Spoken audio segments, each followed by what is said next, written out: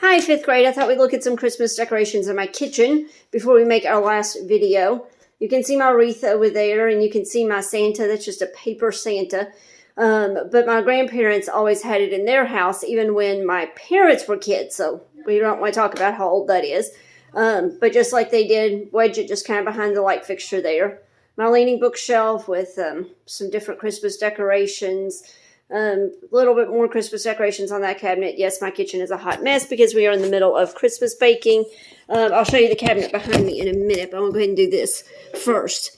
I forgot to bring the book home, my quiz book home. So we'll just look at the quiz on the computer because we need to talk about quiz 14, which... this is quiz 14, which some of you did not do well on. These are the maps. You would have been able to find the answers about where these maps are on page 314, 315, just like you did skill sheet 16.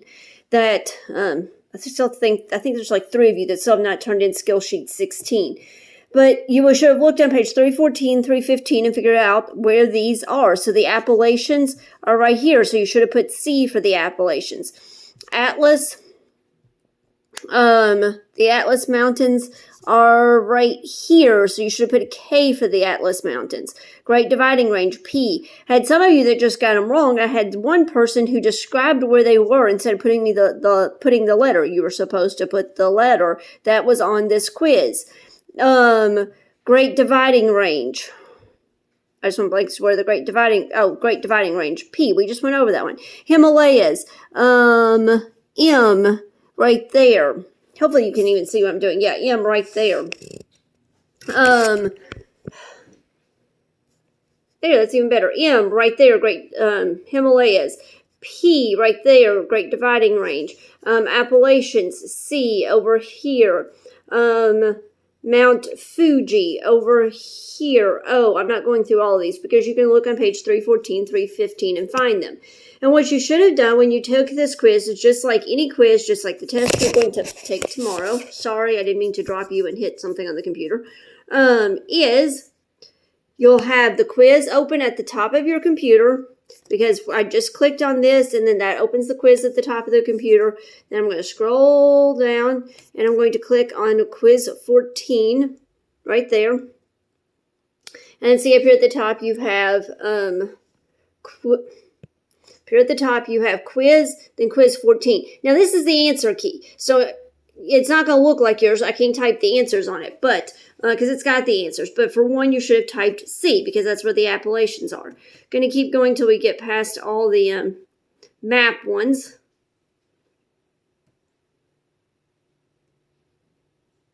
Lots of map ones. All right, here we go. Madagascar is the 4th largest island in the world. I think most of you got that one. Famous center of learning in Africa during the Middle Ages was Timbuktu. Guys, it's open book. There's no reason why I had so many people missing these. You just had to read over the chapter and find where it says that Timbuktu was famous center of learning. First recorded African Christian, sorry, I keep dropping my phone, was the Ethiopian eunuch. The man who had 10 churches carved from solid rock was King Lalibela. The pioneer missionary who brought the gospel to the people living near, and then it cuts off.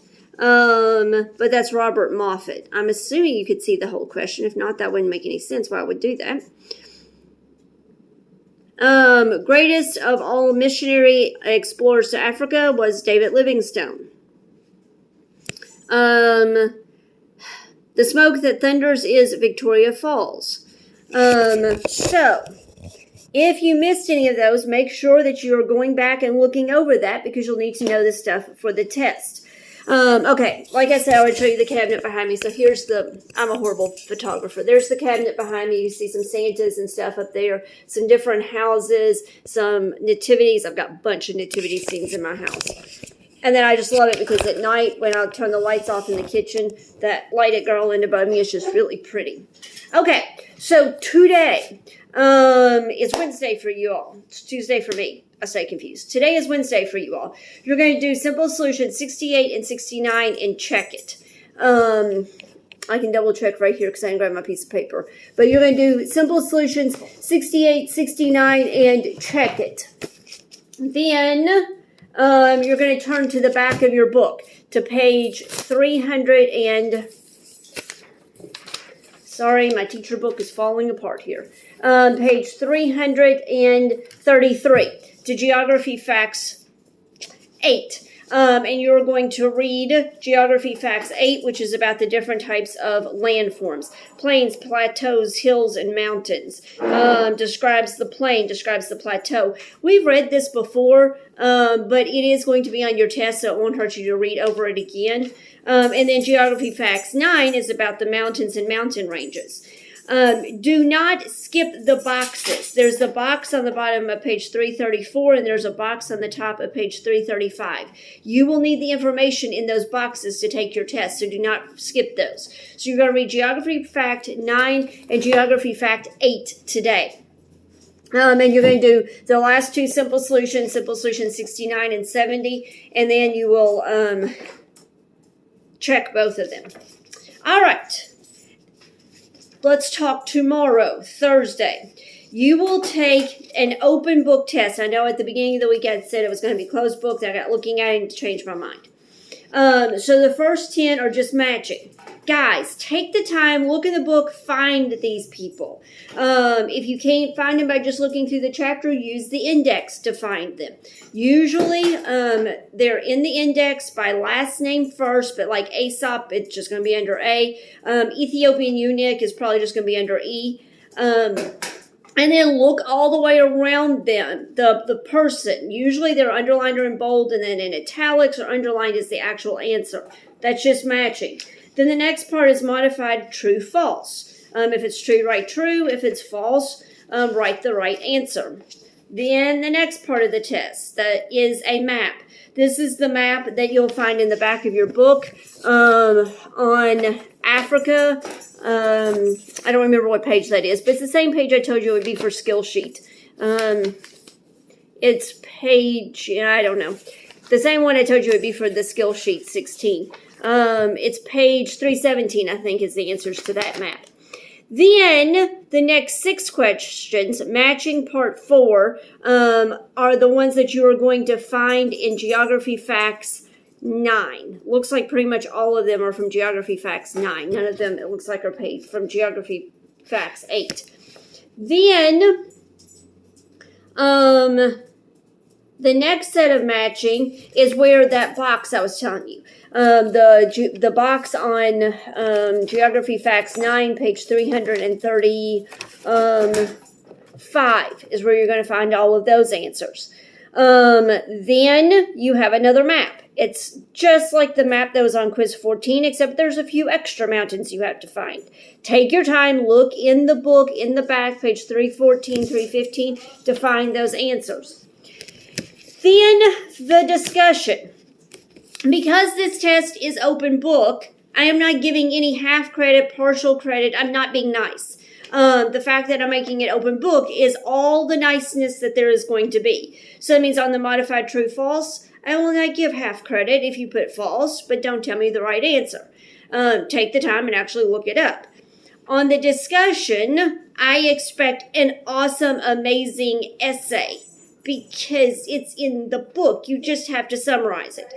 The question is, using complete sentences, give at least 3 important facts about one of the following missionaries: Robert Moffat, David Livingstone, or Mary Slessor. So the first sentence has got to be, David Livingstone was, or Robert Moffat was, or Mary Slessor was. So I have a clue which one of these people you're talking about. Then after that sentence, you've got to give me 2 more sentences, 1 for each fact. There is the potential for extra credit, because if you give me more than 3 facts, as long as you have told me in the first sentence which person you're talking about, as long as it's good, complete sentences, if you give me extra information, more than 3 facts, I'll give you some extra credit. But I'm going to be pickier than I was on the last test when it comes to your essay, because it's open book. So if I were you, I would go back and re-listen to this end part where I'm talking about the test tomorrow as you're taking the test. Take your time, do a good job on it. And then, like I said in the email, after you've taken the open book test for me on Thursday, you're done if you have nothing that's missing. Be going back and seeing if you have any zeros on RenWeb, so you can see what assignments that you might have missing. Friday, I will spend the entire day grading because I have literature to grade, I have Bible to grade, and all 4 classes are taking a test for me. So I will literally be spending the whole day Friday grading and sending emails out if there's anything missing because I want everything turned in by Friday at like 4. So I'm done grading by 4:30 and you all are done worrying about getting stuff turned in by then. Please don't make me have to send any emails. Please just look, see what's missing, and get it done. One last thing. Get my thoughts switched around here. I always like to make a plug for something my family and I do every year at Christmas. Either before Christmas or after Christmas, we go to the Creation Museum. It is absolutely gorgeous outside. They have the garden all lit up with all these beautiful lights and everything. And then there is a live nativity with Mary and Joseph and the baby Jesus and all that. But then as you're, give it 30 more seconds. Then as you're walking around, you actually get to see the wise men tell the story of being a wise man coming and visiting Jesus. You get to see the shepherds. You get to see Anna and Simeon, and it's just an amazing experience. And all that part is free. Now, if you want to go inside, that'll cost and see the actual Creation Museum, or if you want to do the zip line or something, that costs. But the outside garden part is free and well worth the drive up there. So I always like to give a little plug for that because it is an awesome experience. Love you all so much. Miss you. Looks like I'll get to see you on January the 4th. Keeping my fingers crossed, I'll get to see you in person January the 4th. No, I'll be thinking about you all, praying for you and your family over break, and I hope it is an awesome, amazing Christmas break in spite of all the craziness.